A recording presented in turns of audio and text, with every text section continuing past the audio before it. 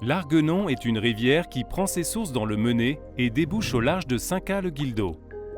Jugon-les-Lacs, commune nouvelle, se situe au milieu du bassin versant, à la confluence du cours d'eau de l'Arguenon et de son affluent, la Rosette.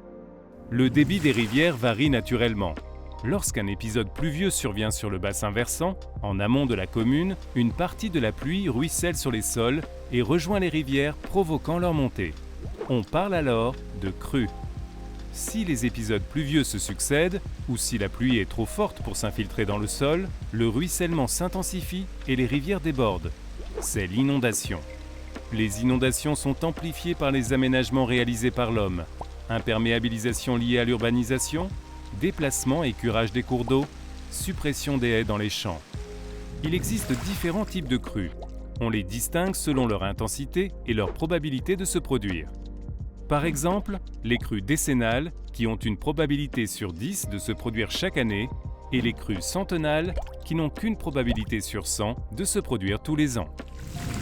À Jugon-les-Lacs, commune nouvelle, les crues décennales entraîneraient de faibles débordements dans la commune, notamment à la confluence entre l'Arguenon et la Rosette.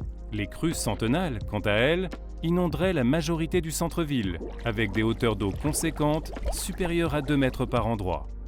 16 grandes crues ayant généré des inondations ont été relevées à Jugon-les-Lacs, commune nouvelle, depuis 1880.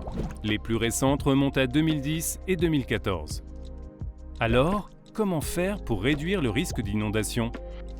Depuis 2017, un programme d'action de prévention des inondations, le PAPI, est en œuvre sur le territoire du bassin versant de l'Arguenon.